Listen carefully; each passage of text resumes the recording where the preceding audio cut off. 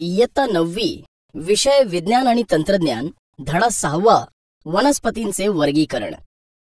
मुलांनो, आपल्या आजूबाजूला आपण अनेक वनस्पती पाहत असतो. त्या वनस्पतींचे आकार, उंची, रंग यांची काही वैशिष्ट्ये असतात. या वनस्पतींच्या वेगवेगळ्या गुणधर्मांमुळेच त्यांचा अभ्यास करण्यासाठी वनस्पतींचे वर्गीकरण करणे आवश्यक असते. सर्वसाधारणपणे वनस्पतींचे वर्गीकरण फुले येणाऱ्या वनस्पती व फुले न येणाऱ्या वनस्पती, जलवाहिन्या व रसवाहिन्या असणाऱ्या आणि त्या नसणाऱ्या वनस्पती अशा गटात करता येते. सजीवांचा अभ्यास करण्यासाठी रॉबर्ट व्हिटाकर 1959 यांनी पंचसृष्टी पद्धती अस्तित्वात आणली. यात पेशीरचना, पोषण पद्धती, पोषण स्त्रोत, शरीर संस्था या तत्वांनुसार वर्गीकरण केले जाते. त्यातील मोनेरा, प्रोटिस्टा व कवक या सृष्टींचा अभ्यास आपण यापूर्वी केलाय. या पाठामध्ये आपण वनस्पतींमध्ये असणारी रहस्ये आणि त्यांची विविधता याविषयी माहिती करून घेणार आहोत. सर्वप्रथम आपण सजीवांचे वर्गीकरण कसे करण्यात आले ते या तक्त्यावरून बघूया. सजीव आदि केंद्रकी, दृश्य केंद्रकी. आदि केंद्रकी मोनेरा, दृश्य केंद्रकी एकपेशीय बहुपेशीय. एकपेशीय प्रोटिस्टा, बहुपेशीय पेशीभित्तिका असणारे, पेशीभित्तिका नसणारे. पेशीभित्तिका असणारे स्वयंपोषी वनस्पती वर्गीय आणि परपोषी कवक वर्गीय. पेशीभित्तिका नसणारे प्राणीवर्गीय. मुलांनो, हे लक्षात ठेवा की आदि केंद्रकी पेशीमध्ये पेशीभित्तिका नसते. या बहुतेक करून एकपेशीय असतात. दृश्य केंद्रकी पेशीत पेशीभित्तिका केंद्रक असते.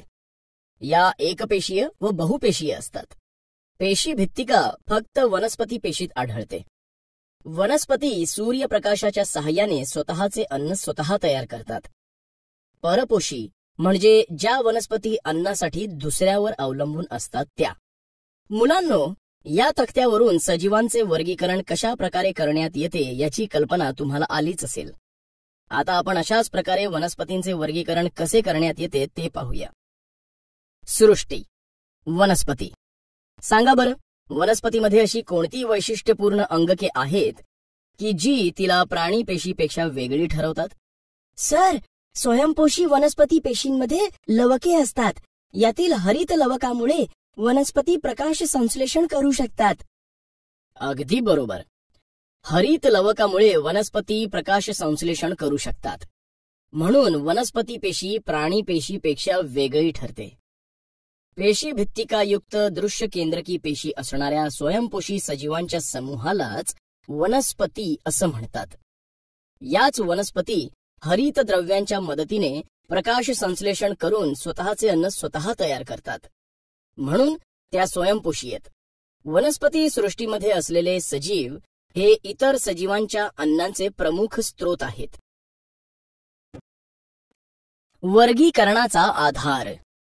मुलांनो, वनस्पतींचे वर्गीकरण करण्यासाठी सर्वप्रथम वनस्पतींचे अवयव विचारात घेतले जातात. त्यानंतर पाणी, अन्न ग्रहण करण्यासाठी स्वतंत्र उतीसंस्था आहे की नाही हे पाहिलं जातं. तसेच वनस्पतीमध्ये बिया धारण करण्याची क्षमता आहे की नाही हे तपासलं जातं. किंवा जर बिया धारणाची क्षमता असेल तर बियांवर फळाचं आवरण आहे किंवा नाही याचा विचार केला जातो. शेवटी बियांमधील बीजपत्राच्या संख्येवरून वनस्पतींचे गट वेगळे केले जातात. यावरून थोडक्यात वनस्पतींचे वर्गीकरण खालील घटकांनुसार केले जाते. अवयव, उतीसंस्था, बिया धारण क्षमता, बियांवरील फळाचे आवरण आणि बीजपत्रांची संख्या. वनस्पतींचे वर्गीकरण करताना काही लक्षणांचा विचार केला जातो. वनस्पतीच्या उच्च स्तरातून म्हणजेच वरच्या भागात फुले, फळे, बिया येतात की नाही यावरून बीजपत्री व अबीजपत्री असे वर्गीकरण करण्यात येते. तसेच बीजे फळाच्या आवरणात आहेत की नाहीत यावरून आवृत्त बीजी व अनावृत्त बीजी आणि या बीजांमध्ये असणाऱ्या बीजपत्रांच्या संख्येवरून एक बीजपत्री व द्विबीजपत्री ही लक्षणे विचारात घेतली जातात. वनस्पती शास्त्रज्ञ एचर यांनी 1883 मध्ये वनस्पती सृष्टीचे 2 उपसृष्टींमध्ये वर्गीकरण केले. त्यानुसार अबीजपत्री व बीजपत्री अशा 2 उपसृष्टीत वनस्पतींचे वर्गीकरण केले जाते. मुलांनो, या तक्त्यावरून आपण वनस्पतींचे वर्गीकरण कसे होते ते पाहूया. वनस्पती सृष्टी. अबीजपत्री म्हणजेच अपुष्प वनस्पती, फूल न येणाऱ्या वनस्पती. बीजपत्री म्हणजे सपुष्प वनस्पती, फुले येणाऱ्या वनस्पती. अबीजपत्री थॅलोफायटा, ब्रायोफायटा, टेरिडोफायटा. बीजपत्री अनावृत्त बीजी म्हणजेच बी फळाच्या आवरणात नसते, आणि आवृत्त बीजी म्हणजेच बी फळाच्या आवरणात असते. थॅलोफायटा शैवाल, कवक, जीवाणू. आवृत्त बीजी द्विबीजपत्री म्हणजे द्विदल वनस्पती, आणि एक बीजपत्री म्हणजे एकदल वनस्पती. वरील तक्त्यावरून आपल्याला लक्षात येतं की अपुष्प वनस्पती म्हणजेच फुले न येणाऱ्या आणि सपुष्प वनस्पती म्हणजे फुले येणाऱ्या. यावरून वनस्पतीचे वर्गीकरण केले तर अबीजपत्री म्हणजेच अपुष्प वनस्पतींमध्ये थॅलोफायटा, ब्रायोफायटा, टेरिडोफायटा यांचा समावेश होतो. तर बीजपत्री म्हणजेच सपुष्प वनस्पतींमध्ये अनावृत्त बीजी व आवृत्त बीजी असे 2 गटात वर्गीकरण होते. यातील आवृत्त बीजीमध्ये एकदल वनस्पती व द्विदल वनस्पती असे वर्गीकरण होते. उपसृष्टी. अबीजपत्री वनस्पती. तर मुलांनो, आता आपण उपसृष्टीमध्ये असणाऱ्या अबीजपत्री वनस्पतींविषयी माहिती घेऊया. अबीजपत्री वनस्पती अपुष्प असून त्यांना बिया येत नाहीत. तुमच्या आजूबाजूला एखादे तळे किंवा डबके तुम्ही पाहिले असेल. त्या तळ्यामध्ये तुम्हाला हिरवट रंगाचे पाणी दिसले असेल. असेच हे पाणी आहे. या पाण्यामधील हिरवट रंगाचे तंतू तुम्ही घ्या. ते तंतू पॅट्री डिशमध्ये ठेवून स्वच्छ करा. त्यातील एक तंतू काचपट्टीवर पाण्याच्या थेंबाप्रमाणे पसरवा. आता काचपट्टीवर आच्छादक काच ठेवून सूक्ष्मदर्शिकेने पाहिले तर त्या सरळ तंतूमधील पेशीमध्ये हिरव्या नागमोडी रेषांसारखी हरित लवके तुम्हाला दिसतील. या वनस्पतीलाच स्पायरोगायरा असं म्हणतात. रॉबर्ट व्हिटाकर या शास्त्रज्ञाने अबीजपत्री या गटाचे थॅलोफायटा, ब्रायोफायटा आणि टेरिडोफायटा या 3 विभागात विभाजन केले आहे. थॅलोफायटा. या वनस्पतींची संरचना अतिशय साधी असते. त्या एकपेशीय किंवा बहुपेशीय असतात. त्या बहुपेशीय असल्या तर अनेक पेशी एकत्र येऊन त्यांची वसाहत बनते, किंवा पेशी एकापुढे एक जोडल्या जाऊन तंतू तयार होतात. या वनस्पतींना मूळ, खोड, पान असे अवयव नसतात. या गटातील वनस्पती प्रामुख्याने पाण्यात वाढतात. थॅलोफायटा वनस्पतीमध्ये शैवाल, कवक आणि जीवाणू यांचा समावेश होतो. त्यांची आपण थोडक्यात माहिती घेऊ. शैवाल मूळ, खोड, पाने, फुले असे विशिष्ट अवयव नसणाऱ्या व हरित द्रव्यामुळे स्वयंपोषी असणाऱ्या वनस्पतींच्या गटाला शैवाल असं म्हणतात. शैवालामध्ये एकपेशीय, बहुपेशीय, अतिसूक्ष्म तर काही ठळक व मोठ्या आकाराची शैवाले आढळतात. या वनस्पती प्रामुख्याने गोड्या किंवा खाऱ्या पाण्यात आढळतात. या वनस्पतींच्या पेशींमध्ये हरित लवके असल्याने त्या स्वतःचे अन्न स्वतः तयार करतात. उदाहरणार्थ स्पायरोगायरा, युलॉथ्रेक्स, उलुआ, सर्गॅसम ही शैवालाची उदाहरणे आहेत. या वनस्पती मऊ व तंतुमय असतात.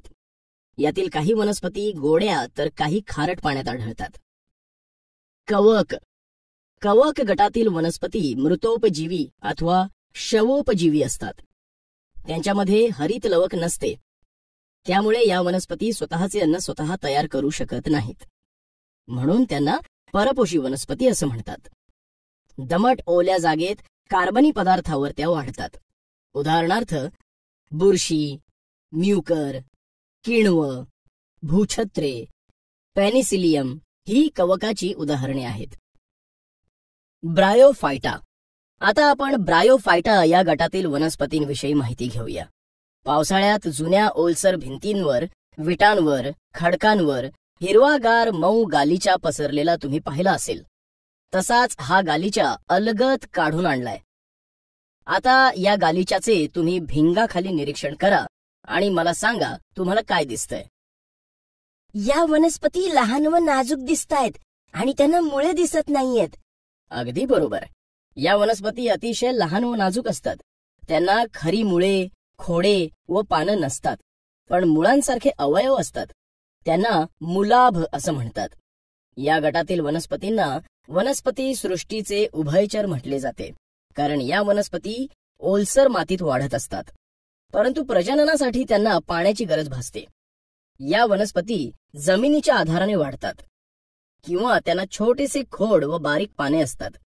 त्या निम्नस्तरीय, बहुपेशीय व स्वयंपोषी असतात. यांच्यामध्ये प्रजनन हे बीजाणू निर्मितीने होते. यातील वनस्पतींची रचना चपटी रिबिनीसारखी लांब असते. यांच्यात पाणी व अन्नाच्या वहनासाठी विशिष्ट उती नसतात. उदाहरणार्थ मॉस म्हणजेच फ्युनारिया, मर्केशिया, अँथोसिरॉस, रिक्सिया इत्यादी. टेरिडोफायटा. तुम्ही बागेमध्ये किंवा रस्त्याच्या कडेला कधी झुडपामध्ये नेचे ही वनस्पती पाहिली असेल. त्या वनस्पतीच्या पानांचं निरीक्षण करा. तुम्हाला काय दिसतं बरं? पानावर पुंज दिसतात. अगदी बरोबर. यालाच पर्णिकेतील बीजाणुधाती पुंज असं म्हणतात. अबीजपत्रीतील सर्वात प्रगत व पृथ्वीवरील पहिली संवहनी संस्था या गटातील वनस्पतीच असते. टेरिडोफायटा गटातील वनस्पतींमध्ये मूळ, खोड, पान असे स्पष्ट अवयव दिसतात. पाणी व अन्न वहनासाठी स्वतंत्र उती असतात. या वनस्पतीमध्ये जलवाहिन्या व रसवाहिन्या असतात, मात्र यांना फुले फळे येत नाहीत. पानांच्या मागील बाजूस तयार होणाऱ्या बीजाणूंद्वारे त्यांचं प्रजनन होतं. तुम्ही आता बघितलं ना, पानाच्या खालच्या बाजूला तपकिरी रंगाचे ठिपके असतात. या ठिपक्यांमध्ये बीजाणू असतात. याच्यामध्ये प्रजनन होत असतं. उदाहरणार्थ फर्न्स, नेफ्रोलेपिस म्हणजे नेचे, मार्सेलिया, टेरिस, ॲडिॲन्टम, इक्विसेटम, सिलॅजिनेला, लायकोपोडियम इत्यादी. या गटातील वनस्पतींमध्ये अलैंगिक प्रजनन हे बीजाणू निर्मितीद्वारे तर लैंगिक प्रजनन हे युग्मक निर्मितीद्वारे होत असते. तसेच या वनस्पतींमध्ये सुस्पष्ट अशी संवहनी संस्था असते. मुलांनो, आपण थॅलोफायटा, ब्रायोफायटा व टेरिडोफायटा या तीनही गटातील वनस्पतींचा अभ्यास केलाय. या वनस्पतीच्या शरीर रचनांमध्ये फरक असलेला आपण पाहिलाय, तरी यातील काही बाबतीत समानता आढळून येते. सांगा बरं, कोणती समानता असेल ती? सर्व वनस्पतींना पाण्याची गरज भासते. अगदी बरोबर. या तीनही गटातील वनस्पतींना पाण्याची गरज असते. त्यांच्या शरीरातील प्रजनन संस्था ही अप्रकट असल्यामुळे त्यांना अबीजपत्री म्हणजेच अपुष्प वनस्पती असं म्हणतात, किंवा क्रिप्टोगॅम्स लपलेली प्रजननांगे असणाऱ्या वनस्पती असं म्हणतात. थॅलोफायटा, ब्रायोफायटा व टेरिडोफायटा या तीनही गटातील वनस्पतींचे प्रजनन हे बीजाणूंद्वारे होते. ही या वनस्पतींच्या बाबतीत आढळून येणारी समानता आहे. उपसृष्टी, बीजपत्री. मुलांनो, आता आपण उपसृष्टीतील बीजपत्री या वनस्पती गटाविषयी माहिती पाहूया. उपसृष्टीमधील बीजपत्री या गटातील वनस्पतींमध्ये प्रजननासाठी विशिष्ट उती असतात. या उती बिया तयार करतात. त्यामुळे या वनस्पतींना बीजपत्री असं म्हणतात. या वनस्पतीमध्ये प्रजनन प्रक्रियेनंतर बिया तयार होतात. त्यामध्ये भ्रूण व अन्न संचय केला जातो. बिया रुजत असताना काही काळ भ्रूणाच्या वाढीसाठी या अन्नाचा वापर करण्यात येतो.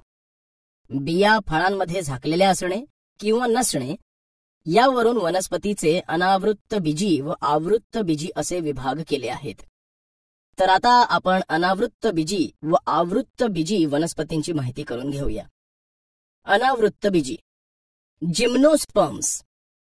बागेमध्ये तुम्हाला सायकस वृक्ष किंवा ख्रिसमस ट्री, जास्वंदीचे झाड, लिलीचे रोप अशा वनस्पती पाहायला मिळतात.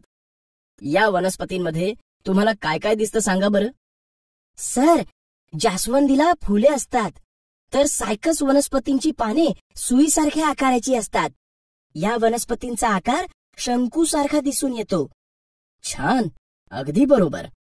या वनस्पतीची पाने सुईसारखी असून यांचा आकार शंकूसारखा असतो. समशीतोष्ण वातावरण असणाऱ्या परिसरात या वनस्पती आढळतात. यांनाच सूचीपर्णी वृक्ष असंही म्हणतात. अनावृत्तबीजी गटातील वनस्पती सदाहरित असतात, म्हणजेच कोणत्याही ऋतूत या वनस्पती हिरव्यागार असतात. तसेच या वनस्पती बहुवार्षिक व काष्ठमय असतात. काष्ठमय म्हणजेच त्यांचे खोड भक्कम लाकडाचे असते आणि खोडाला फांद्या नसतात. या वनस्पतींची नर व मादी फुले एकाच झाडाच्या वेगवेगळ्या बीजाणूपत्रांवर येतात. या वनस्पतीच्या बीजांवर आवरण नसते व यांना फळे येत नाहीत, म्हणून या वनस्पतींना अनावृत्तबीजी असं म्हणतात. अनावृत्तबीजीला इंग्रजीमध्ये जिम्नोस्पर्म्स असं म्हणतात. या इंग्रजी शब्दांची फोड केली तर जिम्नोज म्हणजे न झाकलेले, अनावृत्त स्पर्म्स म्हणजे बीज होय. अनावृत्तबीजी वनस्पती या सपुष्प म्हणजेच फुले येणाऱ्या असतात. फुलांमध्ये परागकोश व बीजांडे असतात. या वनस्पतींची पाने बीजाणूपत्रात रूपांतरित होत असतात, तर लघु बीजाणूपत्रावर बीजांडे असतात. उदाहरणार्थ सायकस, पिसिया म्हणजे ख्रिसमस ट्री, थुजा म्हणजे मोरपंखी, पायनस म्हणजे देवदार इत्यादी वनस्पती या अनावृत्तबीजी या सृष्टी प्रकारात मोडतात. आवृत्तबीजी वनस्पती. मुलांनो, आपण सृष्टी प्रकारातील अनावृत्तबीजी वनस्पतींविषयी माहिती अभ्यासली आहे. आता आपण आवृत्तबीजी वनस्पतींविषयीची माहिती घेऊया. तुम्ही मका, घेवडा, शेंगदाणा, चिंचोका, आंब्याची कोय, गहू अशा बिया पाहिल्या असतीलच. या बिया आपण 8 ते 10 तास पाण्यात भिजवून ठेवूया. 8 ते 10 तासांनंतर सांगा बरं, यातील कोणत्या बियांचे 2 समान भाग होतात आणि कोणत्या बियांचे होत नाहीत? सर, मका, गहू यांचे एक समान भाग होत नाहीत, तर घेवडा, शेंगदाणा, चिंचोका, आंब्याची कोय यांचे 2 समान भाग होतात. अगदी बरोबर. ज्या बियांचे 2 समान भाग होत नाहीत त्यांना एक बीजपत्री म्हणजेच एकदल असं म्हणतात, तर ज्या बियांचे 2 समान भाग होतात त्यांना द्विदल असं म्हणतात. आवृत्तबीजी वनस्पतींना येणारी फुले हे त्या वनस्पतीचे प्रजननाचे अवयव आहेत. म्हणून फूल हे वनस्पतीचे प्रजननांग असते. फुलांचे रूपांतर फळात होते. फळाच्या आत बिया तयार होतात. या बियांवर आवरण असते. एंजियस कव्हर म्हणजे आवरण. स्पर्म म्हणजे बी, यावरून या वनस्पतीला एंजिओस्पर्म्स म्हणजे आवृत्तबीजी म्हणतात. या आवृत्तबीजी वनस्पतींची बीजे संरक्षक आवरणाने झाकलेली असतात. फलनानंतर बीजांडाचे रूपांतर बीजामध्ये होते आणि अंडाशयाचे रूपांतर फळात होते. आवृत्तबीजी वनस्पतींचे बियांच्या दलांवरून 2 प्रकार पडतात. एक बीजपत्री. ज्या बियांचे सहज 2 भाग होत नाहीत त्यांना एक बीजपत्री असं म्हणतात. उदाहरणार्थ मका, गहू, मोहरी, कांदा, लसूण, केळी इत्यादी. द्विबीजपत्री. ज्या बियांचे सहज 2 सुटे भाग होतात त्यांना द्विबीजपत्री असं म्हणतात. उदाहरणार्थ वाटाणा, शेंगदाणा, घेवडा, सदाफुली, सूर्यफूल, लिंबू, आंबा इत्यादी. आता आपण खालील तक्त्यावरून एक बीजपत्री व द्विबीजपत्री वनस्पतीतील फरक पाहूया. एक बीजपत्री वनस्पती, द्विबीजपत्री वनस्पती. बी. या प्रकारच्या वनस्पतीमध्ये एक बीजपत्र असते.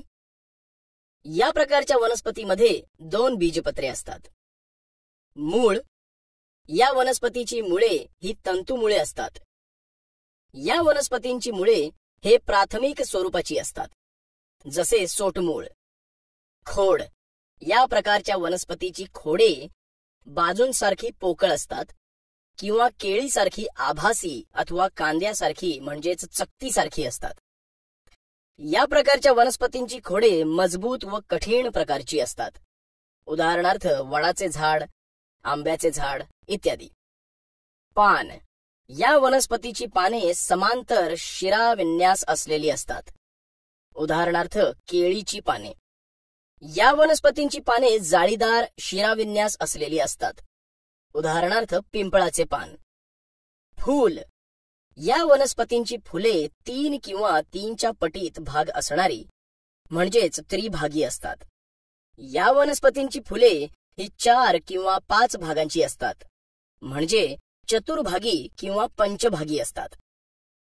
अशा प्रकारे या पाठात आपण वनस्पती सृष्टी, उपसृष्टीमध्ये अबीजपत्री, बीजपत्री यांचा अभ्यास केलाय. तसेच अबीजपत्री गटात मोडणाऱ्या थॅलोफायटा, ब्रायोफायटा व टेरिडोफायटा या गटातील वनस्पतींचा, तर बीजपत्रीमध्ये अनावृत्त बीजी व आवृत्त बीजी या गटातील वनस्पतींचा अभ्यास केला आहे.